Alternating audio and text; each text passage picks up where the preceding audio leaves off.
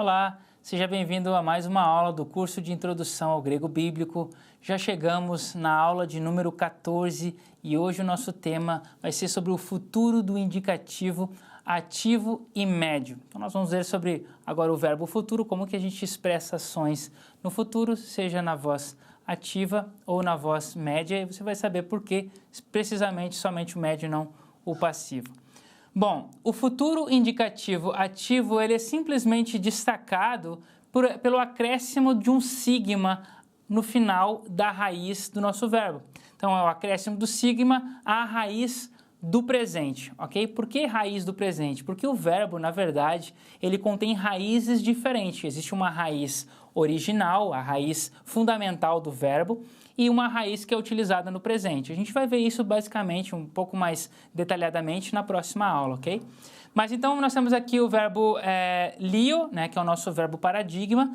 Eu coloco então a raiz, que é li, em seguida eu tenho o sigma e depois então as desinências do presente. Então veja aqui. Então li, a nossa raiz, o sigma é a característica do futuro que está entre a raiz e a desinência, então no final, que é a desinência do presente. O futuro indicativo médio vai seguir o mesmo padrão, só que agora com a terminação omai, que é a terminação típica dos verbos, né, no presente, médio e passivo, que a gente já viu. Então veja, né, nós temos o li, que é a raiz, em seguida nós temos o sigma, a característica essencial do futuro, e logo em seguida então a terminação agora do médio e passivo, que é a nossa desinência. Então como que nós vamos construir a conjugação dos verbos no futuro indicativo e médio, né, indicativo ativo e médio? Nós vamos construir isso com base no que nós já aprendemos nas aulas anteriores, com a terminação do presente e a terminação do presente ativo, desculpa, e do presente médio e passivo. É a mesma terminação, só que agora a característica do futuro é o acréscimo do sigma. Então nós vamos ter um som de S, geralmente, antes da terminação das desinências dessas formas do presente ativo e do presente médio e passivo. Então a gente aprendeu, se você está lembrado, na terceira aula, as terminações o, eis, ei, omen, eté, o si. Essas são as terminações do presente. Agora eu vou ter um sigma colocado, né, entre a raiz e a desinência do presente, e simplesmente é isso. Por exemplo, o nosso verbo, então, lio, se tornará, né, na conjugação liso, liseis, lisei, lisomen, lisete, lissosi, que é eu soltarei, tu soltarás, ele soltará, nós soltaremos, ou soltareis, eles soltarão, certo? Agora, a forma média, né, que nós não temos ainda aqui o passivo do futuro, apenas o médio, mas copia a forma média e passiva do presente, a terminação, ok? Se torna então omai é etai, ometa este ontai. A gente aprendeu isso já no passado. Omai é etai, ometa este ontai, só que entre essas desinências e a raiz do verbo, característica do futuro é ter um sigma entre eles. Veja o verbo paradigma, então, como exemplo, lissomai, lisse, lissetai, lissometa, lisseste, lissontai, certo? Que vai se tornar, aí depende, né? No caso aqui nós temos, na verdade não depende, porque nós não temos a forma passiva, nós só vamos ter a forma média. Então, eu soltarei-me, tu soltaraste, tu soltaraste exatamente, ele soltará-se, e por aí vai, né? Então, nós nos soltaremos e assim por diante. Sempre com essa ideia de que é uma ação que retorna para o sujeito, né, que está falando ali, para dar a ideia do médio, uma ação que retorna para ele. Nós temos uma característica em relação a esse sigma que é acrescido na forma do futuro, que é possíveis fusões ou perdas do sigma, dependendo da forma que nós temos a terminação da nossa raiz do verbo. Então veja aqui, raízes terminadas com vogal, com vogais, né? No caso uma vogal. Então se eu tenho uma raiz e na minha raiz do verbo ela tem no final da raiz uma vogal, entre essa vogal e o sigma nós vamos ter algumas mudanças, especialmente mudanças na nossa vogal. Por exemplo, se a minha raiz terminar em alfa ou em epsilon, então essa vogal se tornará num eta antes do sigma. Como exemplo aqui, nós temos o verbo agapau, então a última letra da raiz, né, desse verbo agapá é um alfa, e com o sigma, então, entre o sigma e a desinência, nós vamos ter, então, uma modificação nessa vogal alfa para o eta. Então, se for alfa ou épsilon, se torna no eta. Se torna, então, agapesso e não agapasso, que seria o que seria esperado por nós, porque há uma mudança, então, na vogal. Se for um ômicron, né, a raiz, a última letra da raiz, se for um ômicron, ela se tornará, então, num ômega, antes ali do sigma. Então, homoiol, que é aqui um verbo que termina, né, com o ômicron, antes, então, ele vai se tornar, antes do sigma, se tornar um ômega. Homoiosso, certo? Então, é só uma modificação. Vamos ver isso num exemplo. Mas antes, vamos ver as palavras novas. A palavra deuté, que é a palavra vamos ou vinde, né, uma afirmação aqui. E opisso, que significa após. Então, vamos ver esse verso de Mateus 4, versículo 19. Deute opisso mu kai poieso rimas alieis antropon. Vinde após mim e eu vos farei pescadores de homens. Então, nós temos até a forma aqui poieso, né? Vamos ver como que essa forma do verbo poiel, então, ele aparece, né, na sua forma regular. É assim, o presente, né, como nós encontramos esse verbo no dicionário, a forma léxica dele, poiel, sempre na primeira pessoa do presente, do indicativo ativo. A gente já tem memorizado isso até aqui, né?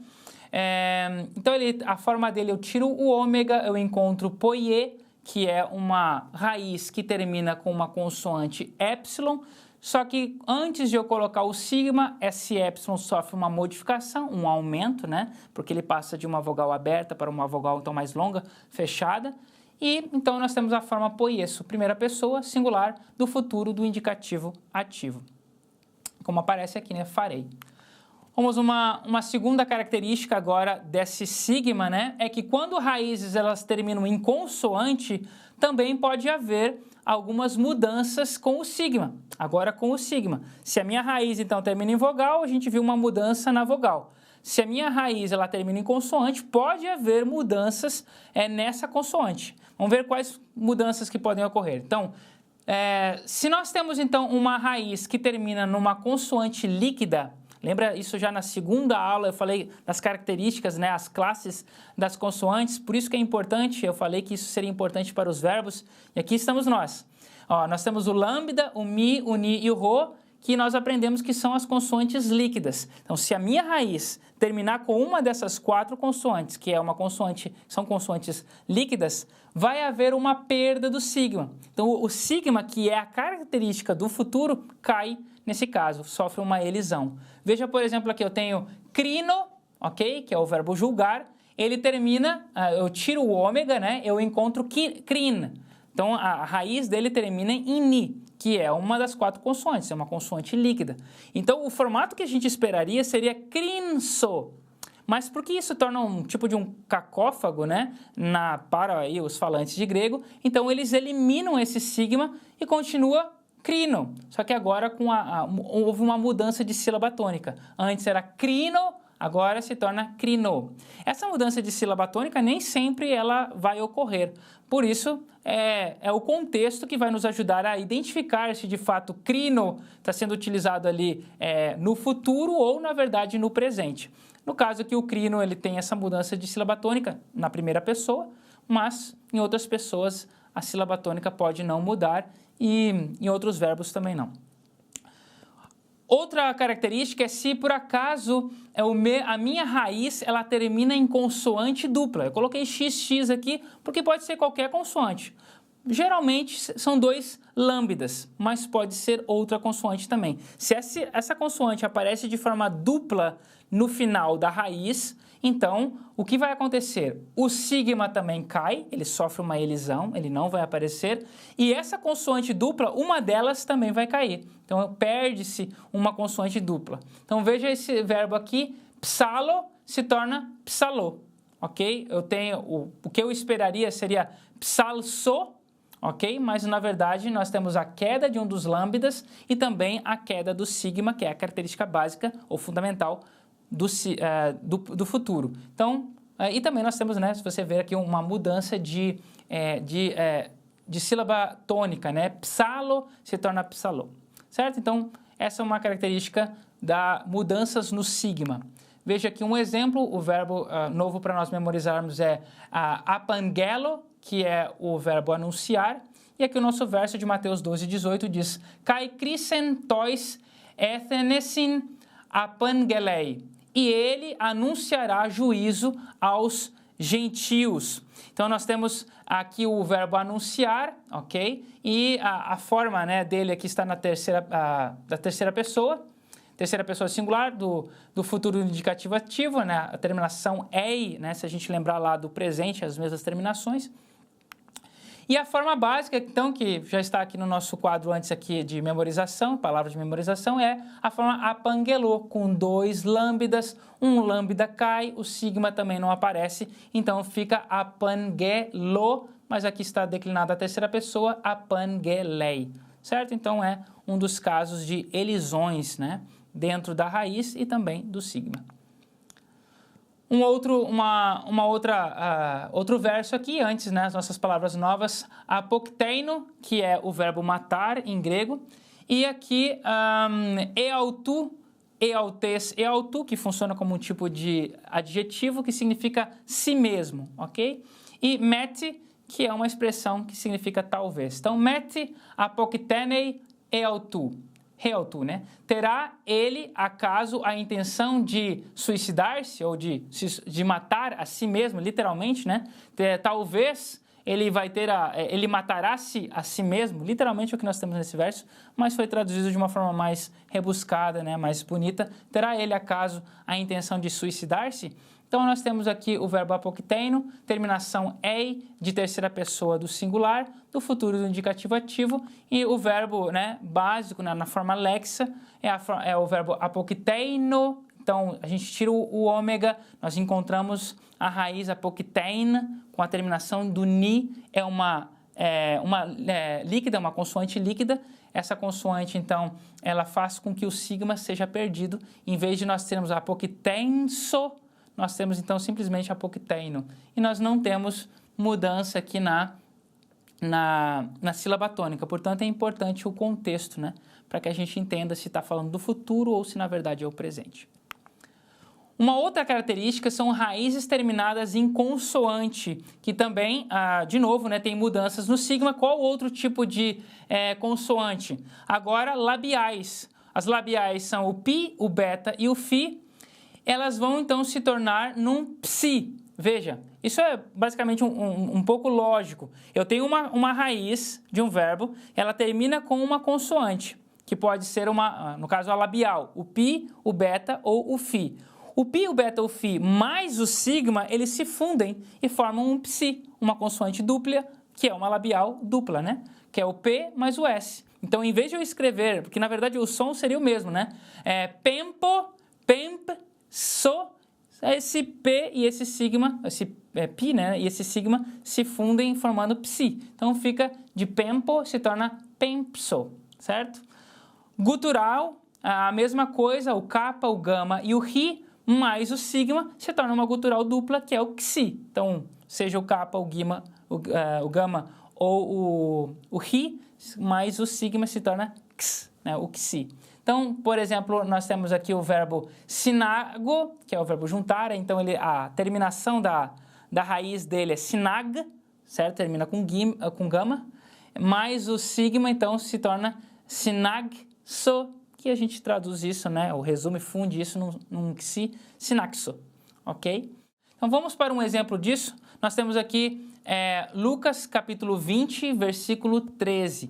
E diz assim, pempso ton huion muton agapeton. Então, nós temos o verbo pempso, a terminação ômega, né? Nós lembramos isso do presente ativo, né? Então, nós temos a primeira pessoa singular, do futuro do indicativo ativo, né? Que é a mesma terminação do presente. E nós temos aqui a fusão, né, do verbo pempo, termina com pi, mais o sigma, que é a característica do futuro, se torna um psi, então fica pempso, que é o verbo enviar.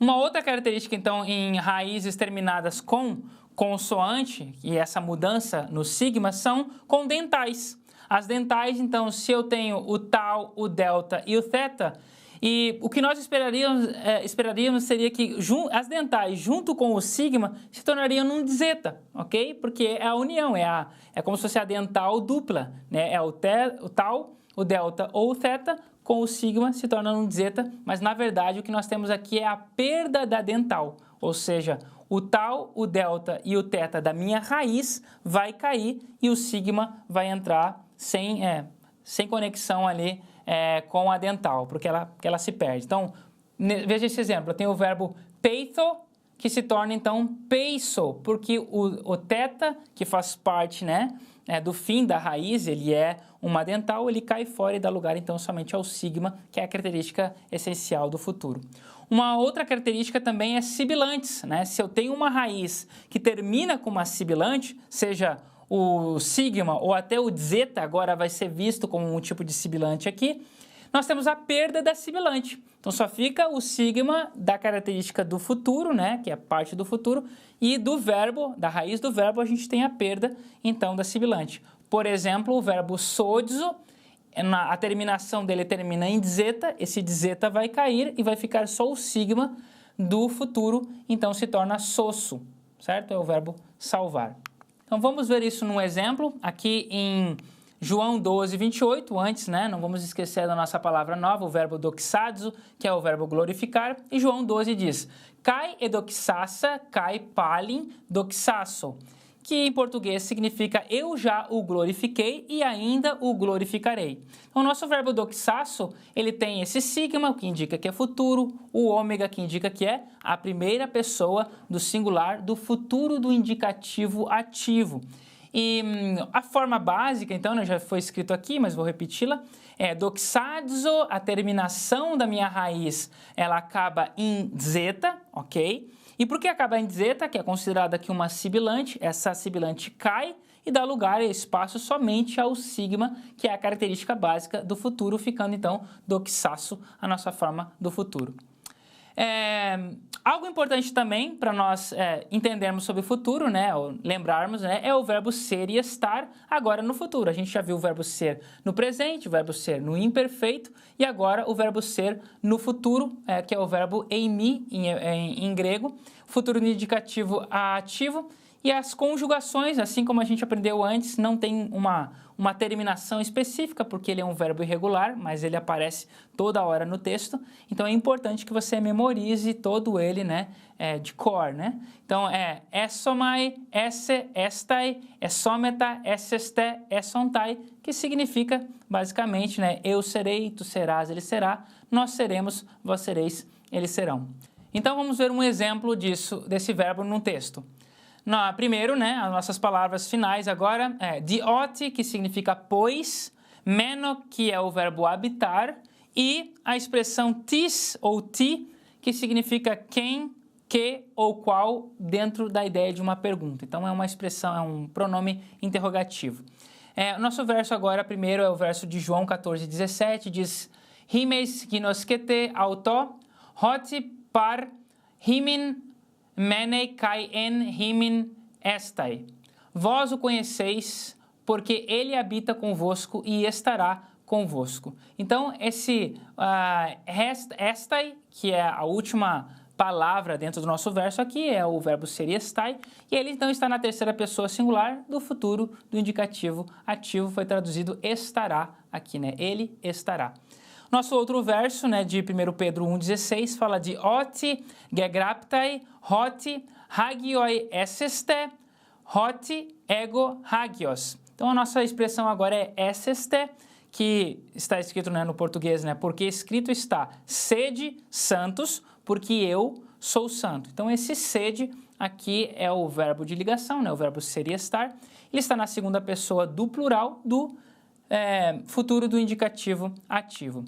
Então, resumindo, tudo o que nós vimos até agora, né, especialmente a forma do futuro do indicativo ativo e médio.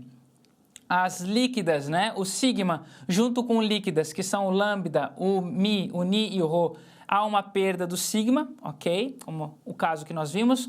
Consoantes duplas, que pode ser qualquer consoante dupla no final da raiz. Geralmente a gente vai ter o lambda, né? Como psalo, epangelo, que a gente viu. Então há uma perda de uma dessas consoantes e também a perda do sigma.